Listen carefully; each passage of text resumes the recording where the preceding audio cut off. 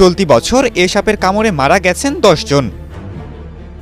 Russell's viper দেখতে অনেকটা অজগরের বাচ্চার মতো। ছোট ও সরু লেজের সরীসৃপটি দৈর্ঘ্যে 3 থেকে 5 ফুট পর্যন্ত হয়ে থাকে। মাথা চ্যাপ্টা, ত্রিভুজাকার এবং ঘাড় থেকে আলাদা। শরীর জুড়ে অনেকটা চাঁদের মতো গাঢ় বাদামি গোল গোল দাগ রয়েছে। দৈহিক এই বৈশিষ্ট্যের কারণে শুকনো পাতা বা ধান ক্ষেতের মধ্যে খুব সহজেই লুকিয়ে রাখতে পারে নিজেকে। সাধারণত সব সাপেরই একটি বৈশিষ্ট্য মানুষকে এড়িয়ে চলা, কিন্তু রাসেলস ভাইপারের ক্ষেত্রে বিষয়টা একেবারেই উল্টো।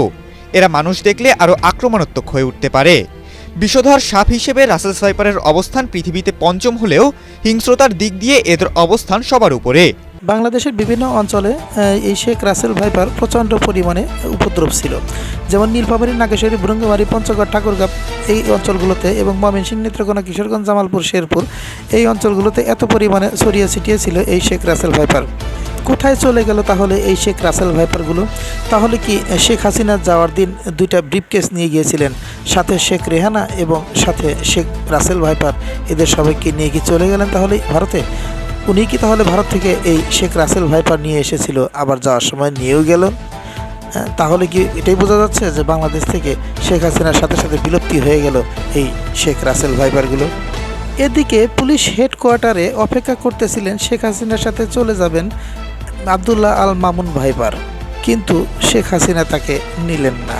এদিকে হারুন আঙ্কেল, বড় ব্যাক্কেল, সেও বসেছিলেন প্রধানমন্ত্রী তাকে হয়তোবা সাথে নিয়ে যাবেন। হায় রে, আশায় থাকো কাউয়া, পাকলে খাইও ডাউয়া।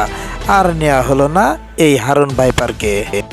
আরও কিছু ভাইপার, সাথে কিছু প্যাম্পার, আরও কিছু ডাইপার রেখে গেছে না বাংলাদেশে, এবং সেগুলোকে এখন ধরে ধরে বিষমুক্ত করা হচ্ছে। এবং এই ভাইপারগুলোকে রেখে এই উড়াল দিয়ে চলে গেলেন তার নিজের বোন রেহানা ভাইপারকে নিয়ে। তো রেহানা ভাইপারকে সাথে নিয়ে চলে গেলেন এবং এদেরকে রেখে গেলেন।